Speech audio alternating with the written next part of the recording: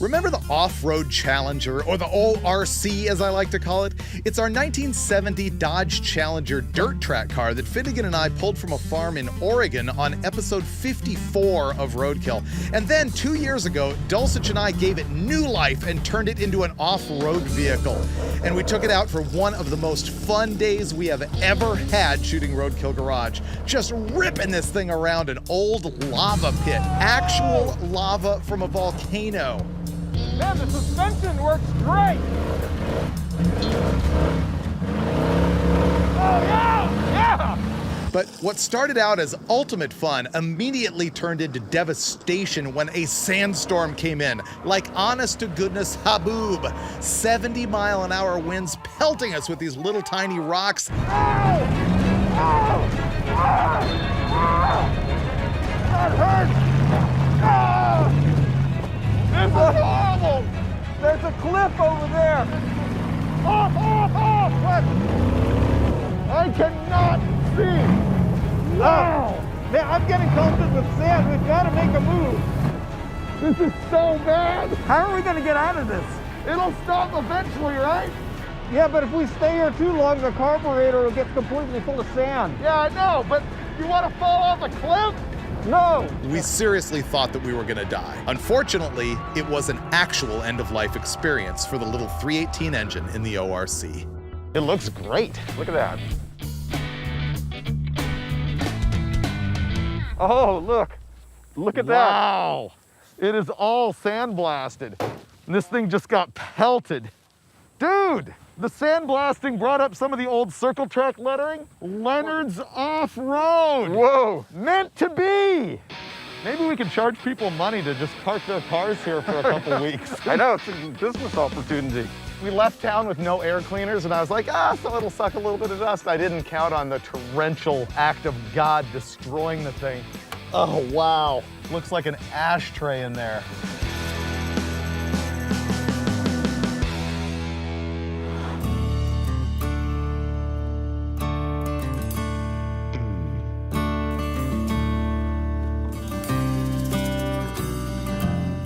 You may find this hard to believe, but all of that happened 2 long years ago, and the Challenger has been sitting right there ever since. See, we've been letting big dreams get in the way of just good enough, and so we never did rebuild the engine on the thing. But the thing is, it's been raining here, and we are ready to go mudding in the off-road Challenger, and we're ready to do that as cheaply and easily as possible by getting this thing running with a new engine from Parts Truck.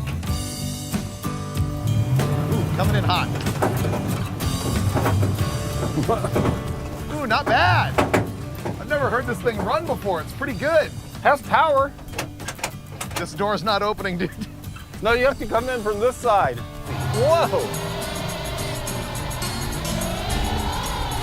You can kind of just sit here forever.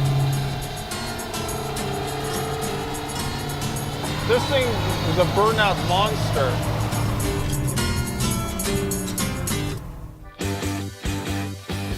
We bought this thing sight unseen off Craigslist and had it delivered here, and the guy said it was a 318. But Dulcich, how do you know it's a 360? I can tell the rib manifolds, those are a dead giveaway that it's 360 of this era. But the counterweighted balancer, because the 360 was externally balanced, right? It has a big honking weight on the harmonic balancer, which you can plainly see. So that is undoubtedly a 360. Which is good news for displacement, but bad news for reasons we'll discover later on in the show. Right now, we just got to get plucking this thing apart. Throw it in the bed. You gonna drain the antifreeze? As soon as I can find a space blanket, because I'm gonna try to get through this whole day without getting at all dirty. Okay, and we're not gonna get a drop of anything on the floor either. Ah! What? I'm still in coolant. Shucks. I hate when that happens. Oh, what the hell? Where's this coolant coming from? I don't know. I'm not doing anything. Whoa, what? So much for my plan of keeping everything clean and dry. It's gonna be a heavy one. Yeah. A fully dressed 360 with transmission. Don't smash that grill. Okay, it's out. Lower it some.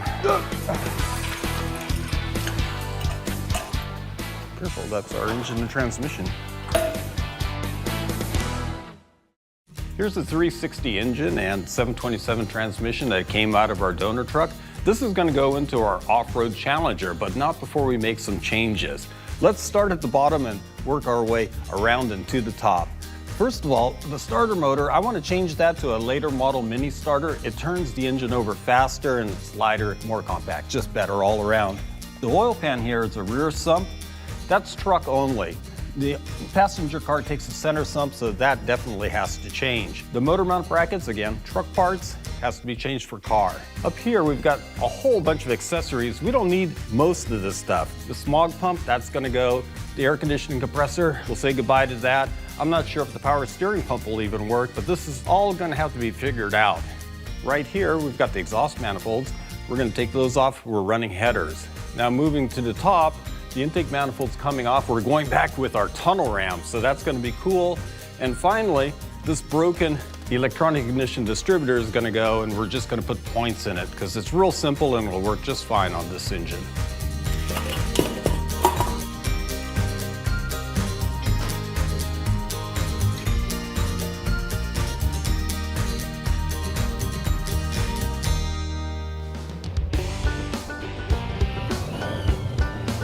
Ready?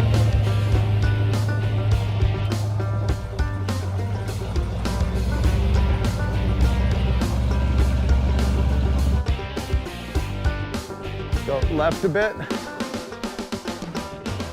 I can't even believe it's been 2 years since we took this thing apart. So we've lowered our expectations. There's not going to be any big radical engine. There's going to be this bone stock 360, and that's going to happen fast. I'm going to pull the radiator out. Steve's going to get this thing on jacks. Then we're going to get the transmission out of here. And then this one should, as we say, right in. Steve's going to show you how we need to plug off these factory air injection holes under the exhaust manifolds. What's up with that, Dulcich? When did they start doing that? Sometime in the 80s. Smog the problem stuff. is, if you put headers on, or early manifolds, they're gonna leak air or exhaust out these air injection ports. You can tap them and put a little pipe plug in there, but it's easier just to get a piece of welding rod and ramrod it in.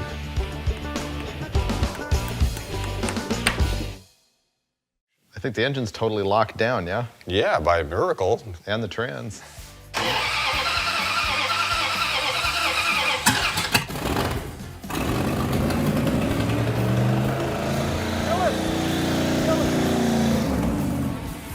Wow, it's blowing a lot of dirt.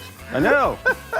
So there's not much left to do. I think the biggie is that if you'll cast your mind back to the previous episode of Roadkill Garage, when Dulcich got frustrated and needed a brake hose, and what did he take it from? The ORC. I don't remember that. I need to fix the hard line that goes all the way across the firewall of the car. So what I'm gonna do is I'm gonna cut it off, I'm gonna re-flare it. I'm gonna flare a little piece here and connect the two with the coupler. That way I've got one part that goes outside the rail. It's gonna make routing a lot easier. And then I'll put this back in. We'll be good to go. It's time for the drive shaft. We needed a longer one, or sorry, a shorter one, because the 727 trans is about 4 inches longer than the 904.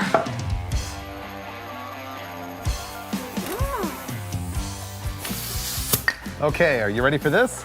We are removing our 32-inch bead-locked, whatever these are, Corsair MXT Mastercraft rubber, because I wanted to go more aggressive. The 33 by 14 Super Swamper Bogger. Yes. We're hoping to do some mud drags. We were planning on rain all week long, and it hasn't really been that much. It hasn't been wet. So we might have to make our own destiny with some water truck action. And finally, after 2 years, the Challenger rides again. Let's go!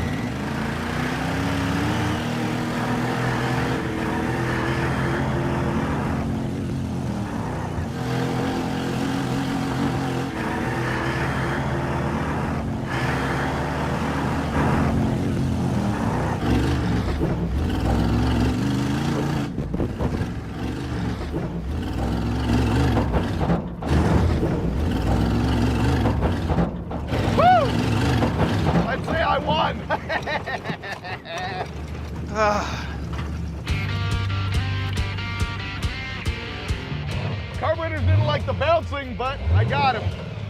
Uh-oh. Uh-oh. I got no gears. The Jeep won't move. Transfer case popped out of gear, and the shifter fell off the transfer case. So I'm done.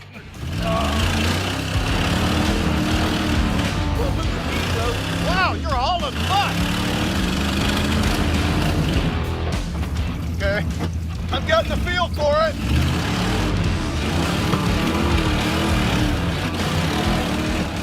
Oh, the engine! The engine's come loose! Oh. The engine's completely loose! We lost the motor mount. It's gone! Oh! Oh, that engine's about to pop out! Oh! Oh no! You're gonna lose the engine! You're gonna fly out of the car! No!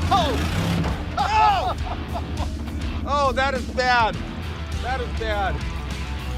I think it can use a little bit more power. So the one thing we're gonna do with it is put a hot cam in it. I think that's gonna really wake up this 360, and it'll be more than enough to handle Wiley's Subaru. This is the cam you wanted to use? It looks used already. That's because it is used. This came out of the 318 that was in the car before we put the 360 in it. Oh, okay. It's the Comp XE 268. It's their extreme energy line of hydraulic flat tap. It's Right. 224, 230 at 50, 477, 480 lift. With the stock heads, you're limited on how much lift you can put in because the Right. retainers will hit the top of the guide. That'll happen at about 500 lift, so this is going to be safe, but it'll work really good.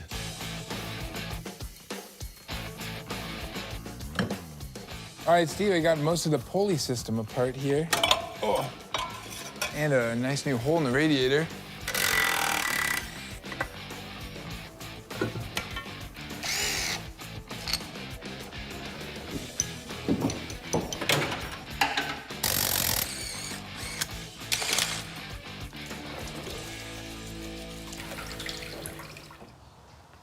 I do like your little tip about using the distributor gear drive shaft as a handle to get the cam in and out. While Steve's finishing up installing all the lifters, I've got the new timing gear set, which is the high-performance roller style chain, and I'm gonna start putting this together along with the rest of the front dress, and hopefully we can have this thing fired up by tonight. I've got a confession to make, Wiley. Oh no, what? That came off of an engine that I blew up in Oh, good. my satellite. This is from the satellite? Yeah. No way, so we're putting all the used broken parts in this motor. Well, the thing is, I mean, that's a double row timing chain. It's bulletproof. It's in good shape, so I'm just going to reuse it.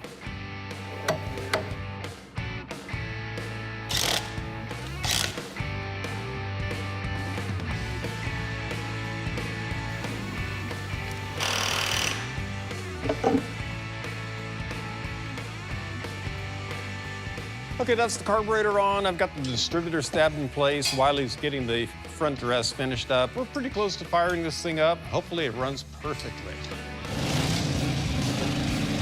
Woo! Oh yeah, go, go, go, go, go, go, go! Yeah! Oh, dude, nice driving. Uh-oh. Here's the big one!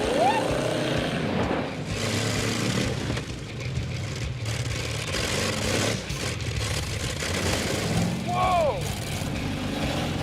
It's like being in a Pro 2 truck.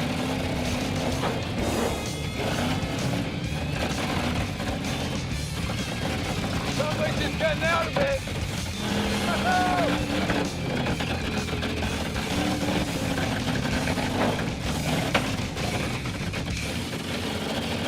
There you go. Woo! Come on, baby.